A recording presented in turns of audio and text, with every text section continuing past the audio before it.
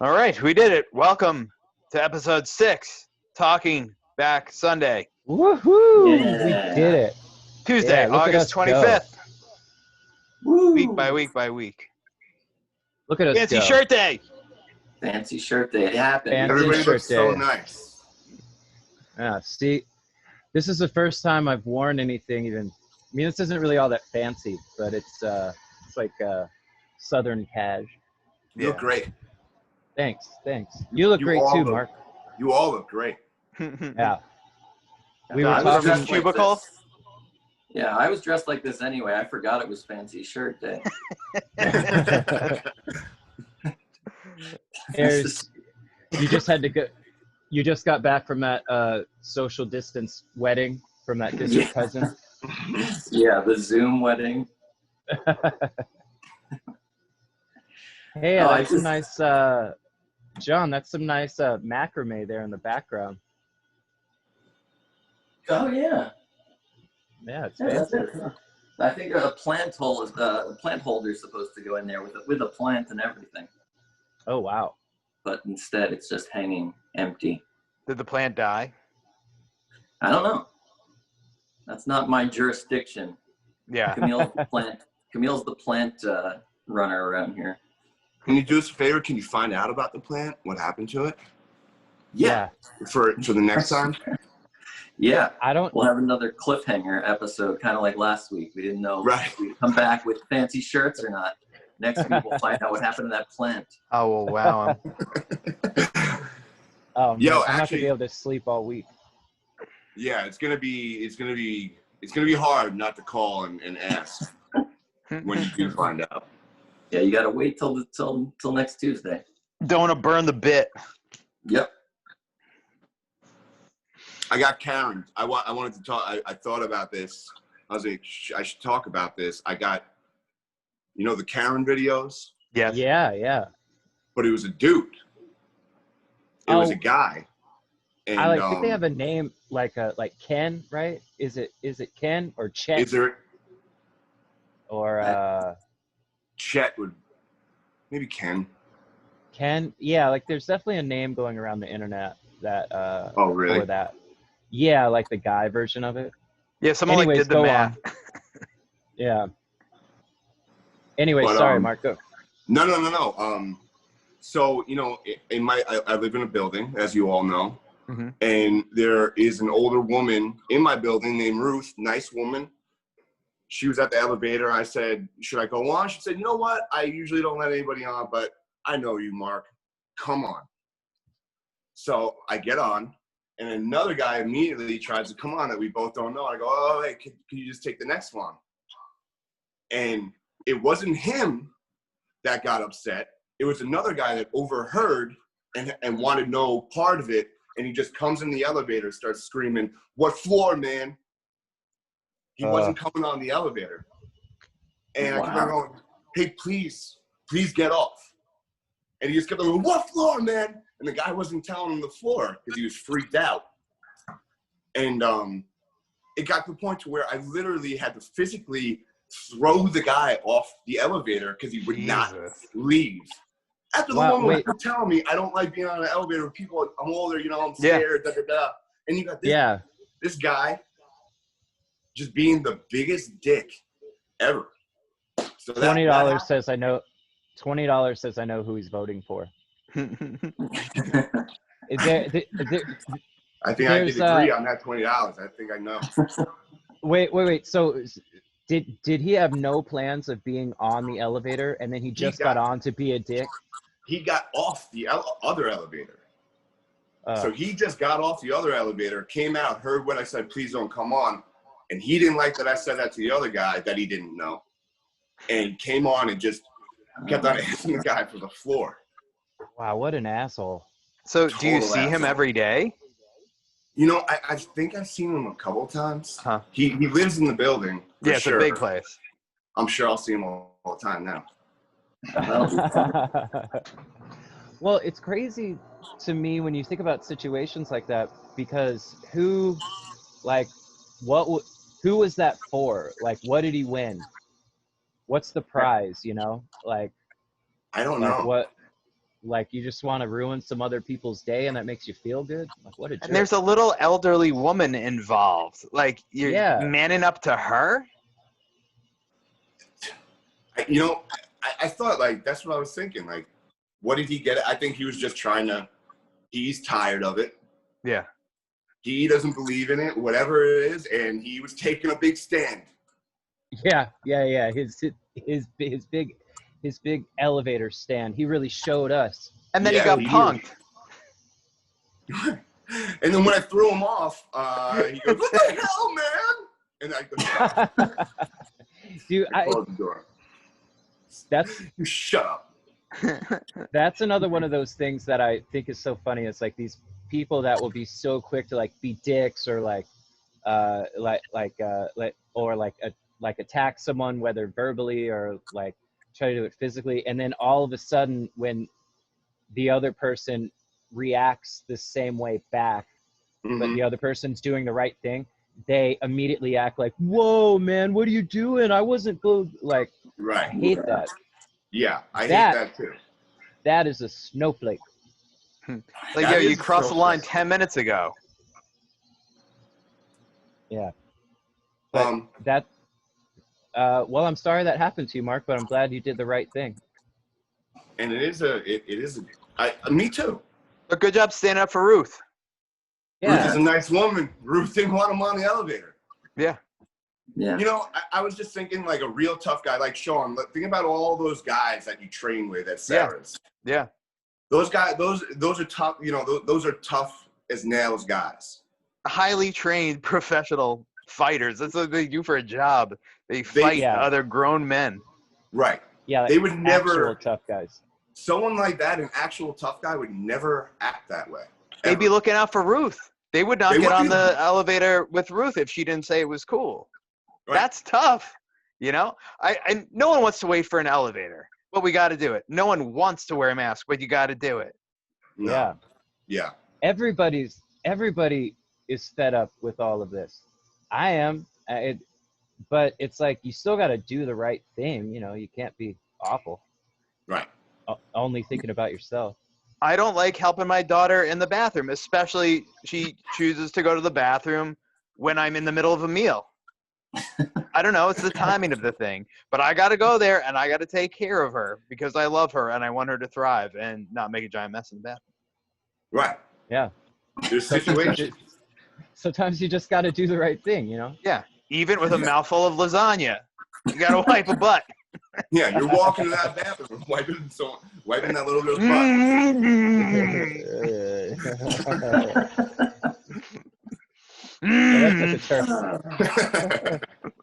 Good visual. Oh, it's happened so many times just this week alone. Such is life. So what else going on? Man, nothing that exciting. Yeah. No one yelled at me, or I didn't have to push anybody this week.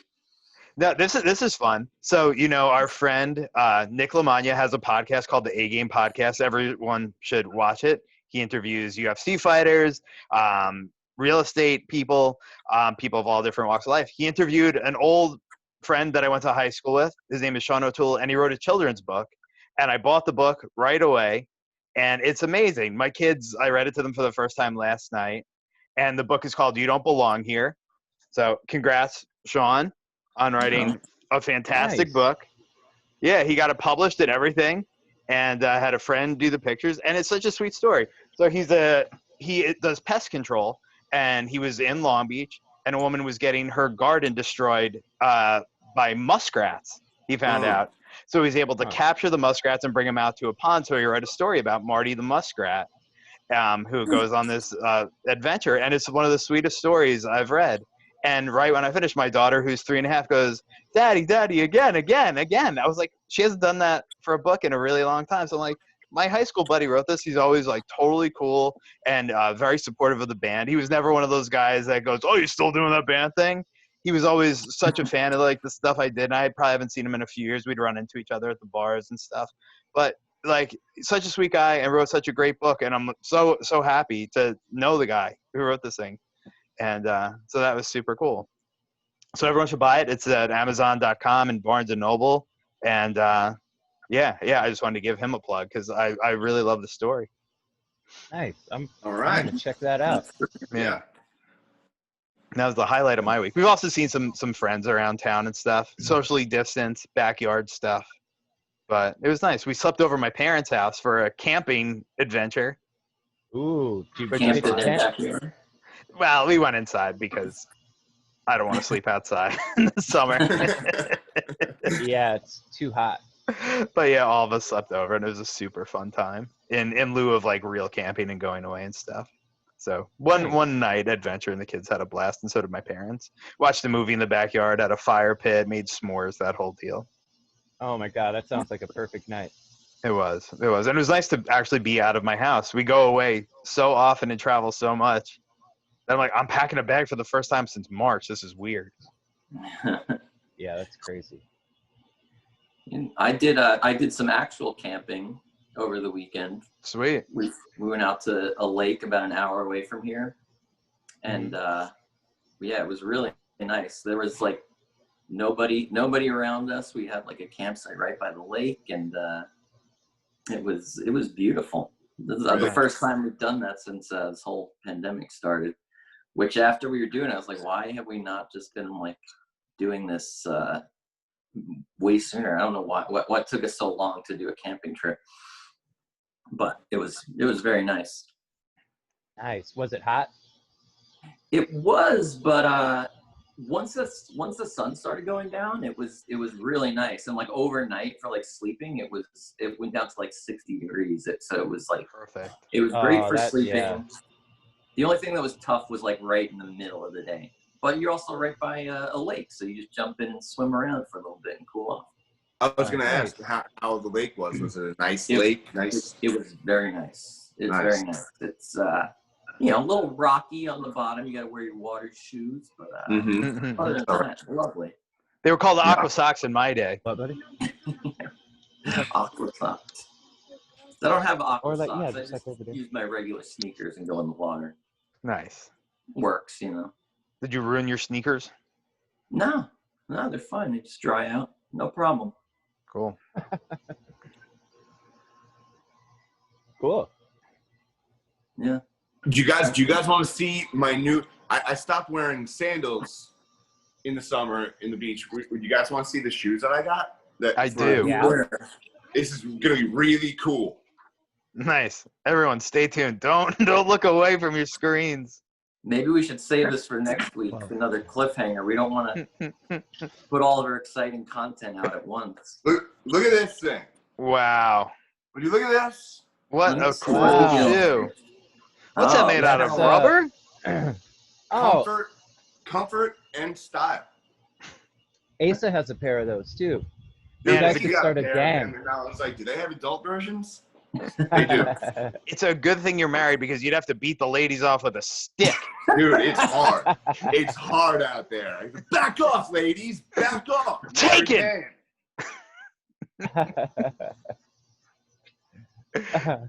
And then they keep on going. They go, but the shoes, man. I go, I know.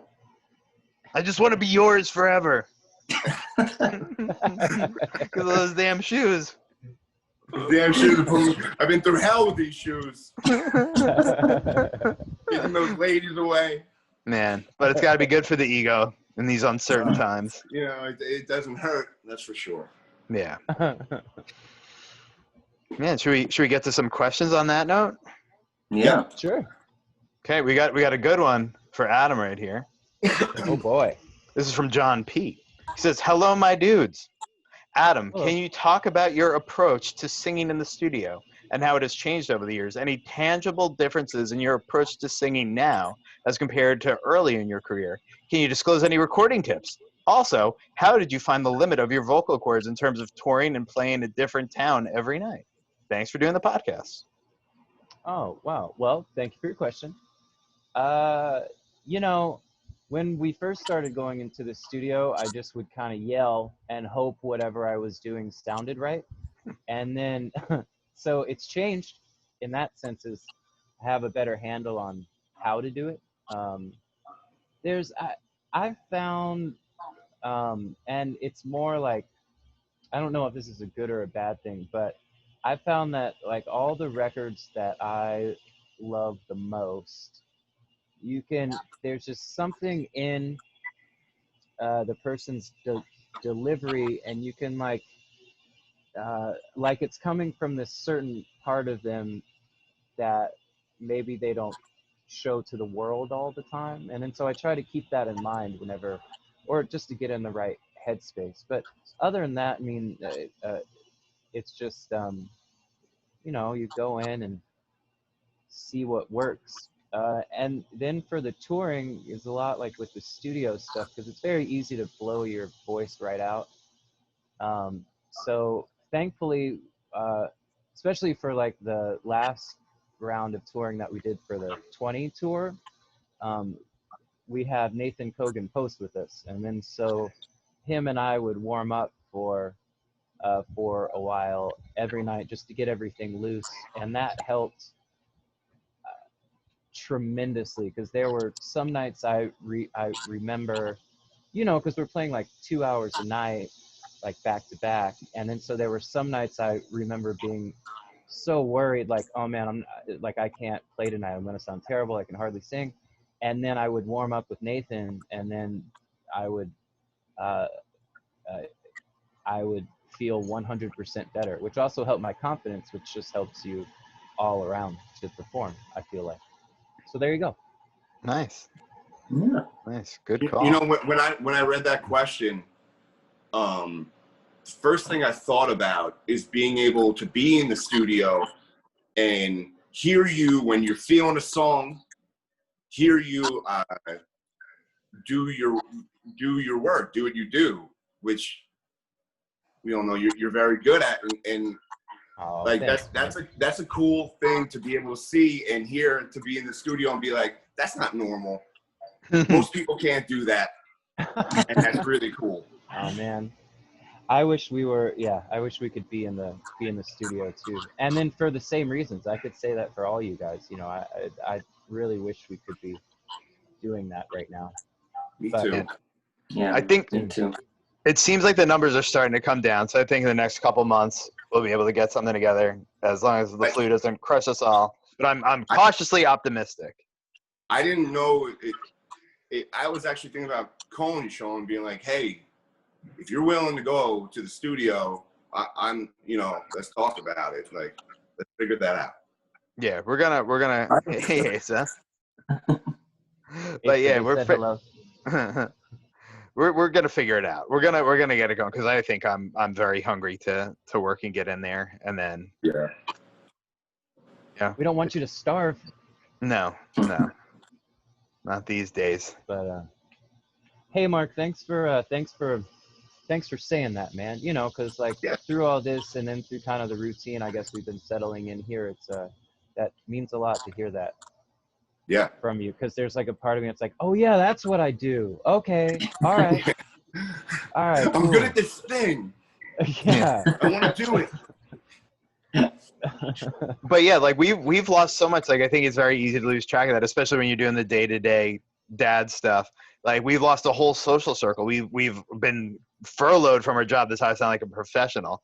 It's like we don't get to do our jobs. We're not allowed. We're from different states. We're not allowed to be in the same room without having to quarantine for 2 weeks or something. If you guys were to come here or we were to go there, like it's just nuts. So we've lost so much, and I think that's part of the reason why we just kind of get through the day and try not to think too much about it, because it sucks. It sucks not being around you guys and all of the people we tour with that we love, and we make money that way, and so do they. Like there's so much to this thing. Yeah. I don't know. Yeah, I was thinking about yesterday, so it's probably been almost maybe a little less than a year since our last proper tour. Where did we end in, like October maybe, or beginning of November? Yeah, November. So a little less than a year. But there's so many people around the country, and like a lot of them are my family and some of them are just friends, that pretty much I've gotten used to. I just catch up with them when we come through their town on tour. And that's sort of like a regular thing. Is like, at least a couple times a year, I'll see people where they live because of us touring. Especially Florida. We're in Florida Yeah. twice a year. We have a lot of people down there now. Yeah, a lot of family, a lot of friends, and it's weird having that like just taken out of the mix, like that built-in ability to just catch up with people on the road. Yeah. Yeah. It's funny when you see people when they move away from where you live, and then you see them more when you tour than you did when when you lived in the same place. Yeah, that's definitely a thing that we get to benefit from when we can work like normal. Perfect. Yeah. All right, we'll move on to another question. Wait, what? Did I miss something? What happened? No, it's just sad. It's just sad that we don't get to do that right now. That's all. I'm just kind of melancholy but I think it's gonna be awesome when we get back to it. I think we did so much touring that it was easy to take it a little bit for granted. You know, I think us more than a lot of people with the amount of time we're on the road, we know we have, and we feel very fortunate all the time. But now more than ever, like when this thing comes back and we can get back to normal, I think we're gonna be super ultra happy because we've been without it for so long. Yeah. But I've been outfitting my garage, and I actually went to the hardware store, Harbor Freight, bunch of great deals there, and nice. I got like a rolling tool cart so I can bring it in and out of the garage, you know, because you don't want it to get too hot. Yep. And with all that equipment in it, and so that's been a fun thing to focus on because I still feel connected to it. Just kind of like setting everything up and hanging acoustic panels and bass traps and stuff. Oh, that's awesome. That's a lot to learn too, right? The acoustics of the room and how to position everything just right. Yeah. It's like funny because I've already read so much about it, but then Eric Valentine, on the podcast that he has that Mark and I did, he had this one to where he was basically tuning a room for these new monitors that he got, and I took some notes on that video, and that was pretty great to watch. That's awesome. So it is good to have a lot of resources, but yeah, now more than ever, YouTube has been a wonderful tool. So anyway, sorry about that. What was that next question? Okay, this is from Josh from Kansas. This is interesting because I met this guy. He talks about it in the question. He goes, "Hey guys, I'm loving these podcasts. Please keep doing them. I wanted to ask about the song Just a Man from John's Music for Everyone compilation. How did that one come about? It's such an incredible song, and I wish more TBS fans could hear it. Also, the self-titled record is criminally underrated, and I love it so much. I would love to hear it played in its entirety live someday. And Shaun, you were behind me in the line to check in at Mandalay Bay before the shows in Vegas last year. Thanks for chatting with me while we waited. As a longtime fan of the band, that meant a lot. Thanks for being so cool. Thanks again, guys." Josh from Kansas. Josh was rad. So it was last spring. I think it was the last shows of tour. We were in Vegas at Mandalay Bay. I was checking in, trying to get in the room a little bit early, and met this guy, Josh. You got a much better rate on the room. So I was very envious. So he waited till last minute and stuff, and we were on the road, so I booked it a month in advance. He's like, "Oh yeah, I've only paid this." I was like, "Dude, that's like half." I'm like, "I'm gonna have you do all my travel arrangements from now on." But yeah, he crushed it with that rate. But yeah, John, do you want to talk about Just a Man? Sure, yeah. Well, so I got to find out where Josh lives in Kansas. If you're near Lawrence when this thing is over, we'll go hang out together. Yeah, man, he was a good hang. I highly recommend. Yeah, that song was something that I kind of came up with it as an acoustic song, and it was not too long after the election in 2016, which I think kind of inspired that whole compilation. It was to kind of rally people to support the ACLU, and just try to do something constructive and productive in the wake of the election.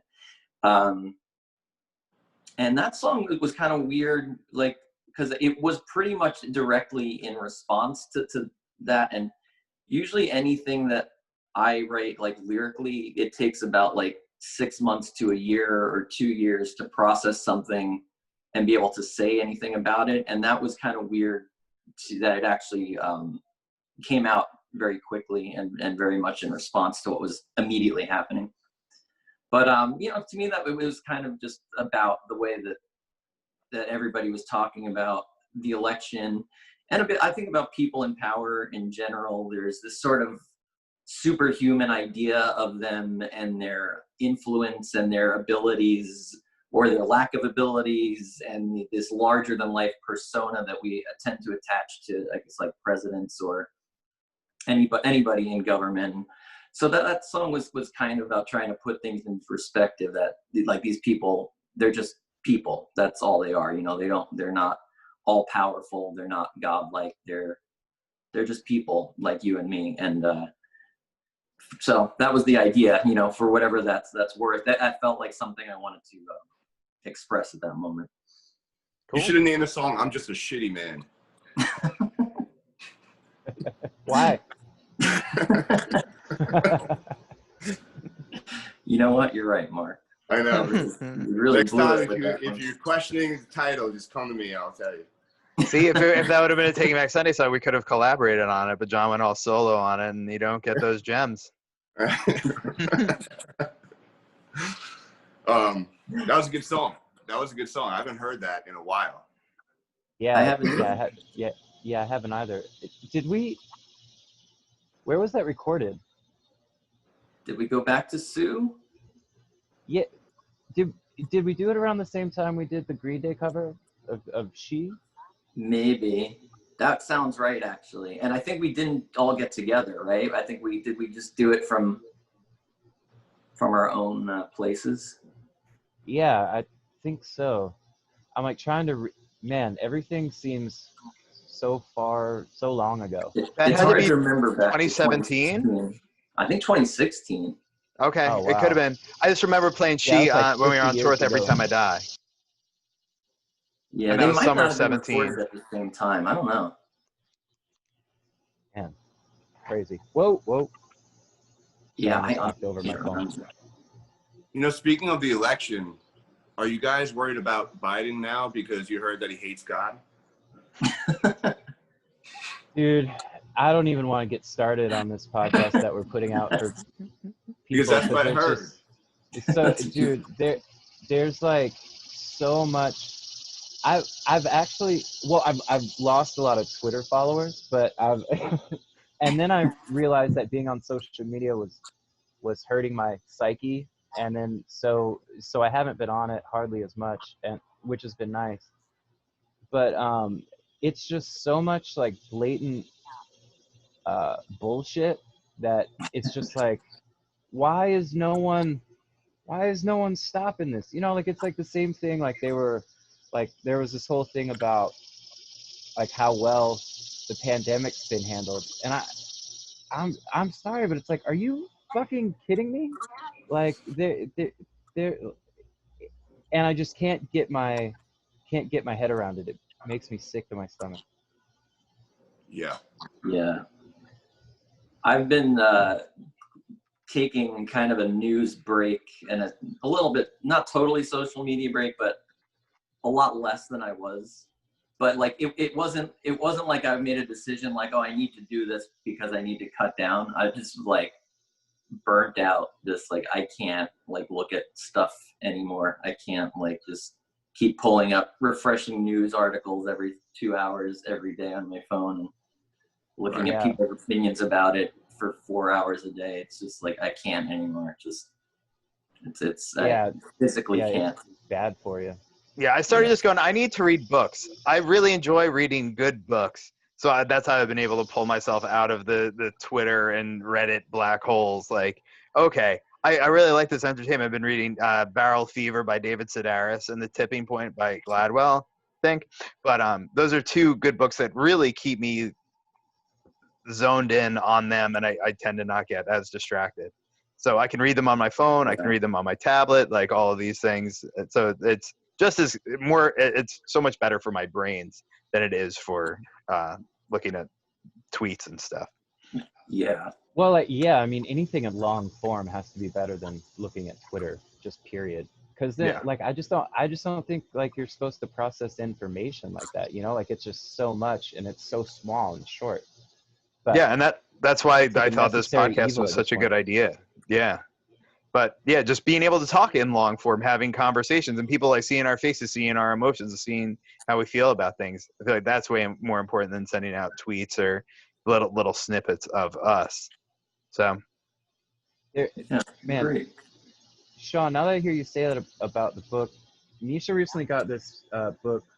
It's like a Stephen King, but it's like Stephen King on writing. So he wrote a book about writing and like his process. And it's interesting because Brian Fallon was talking about it on one of the like those Instagram shows that he was doing for a while there. And then so I think I'm going to start that today because it's just been kind of sitting on the table, and I walk by it like maybe I'll read that.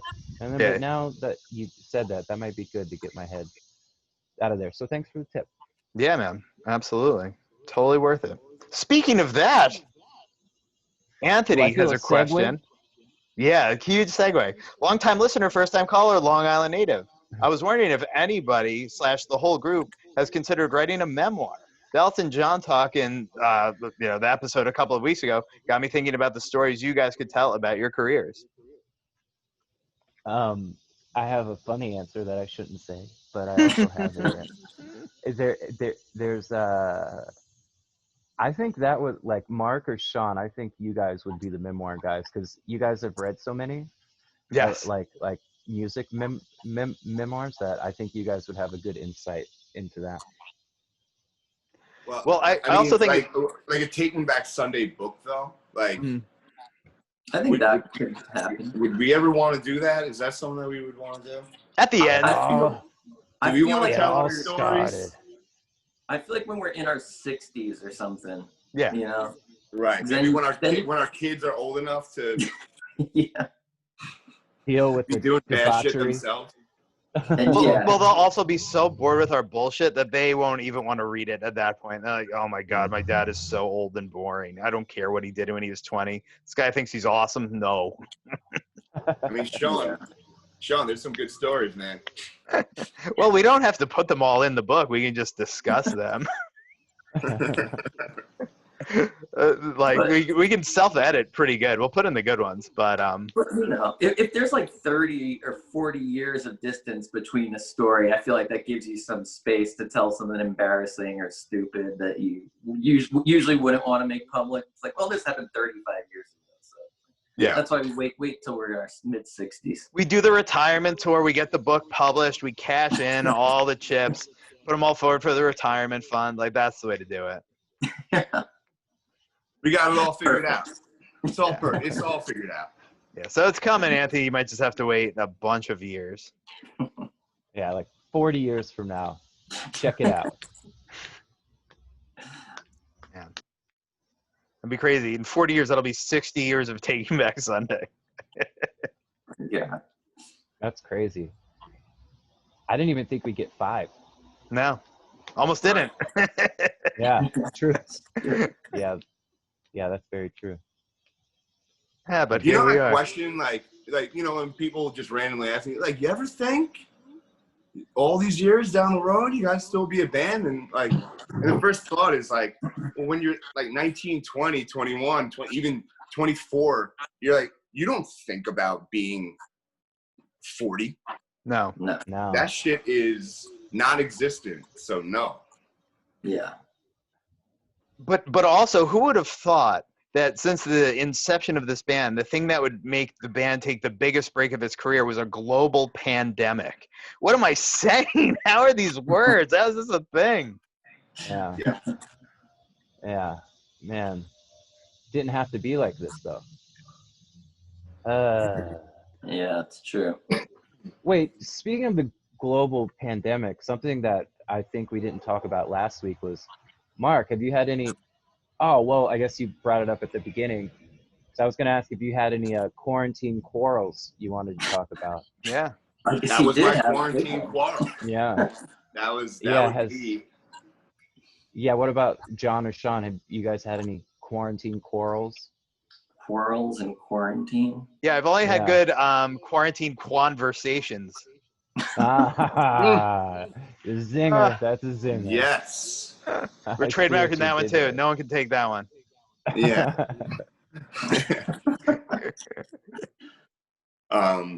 So have you guys, or what about you, Adam? Have you? Yeah, dude, tons of them. It's just my inner struggles, though. It's real boring. There's nothing. What's the best Inner one? quarrel. Inner quarrels in quarantine is sick.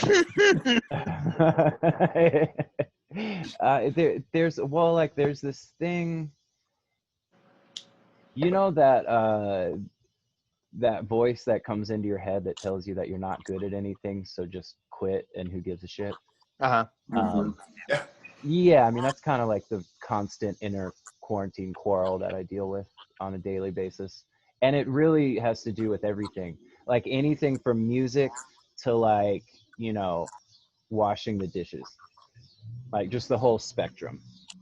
Well, you need to do the Stuart Smalley. You got to look in the mirror and say, I'm good enough. Good I'm enough. smart enough.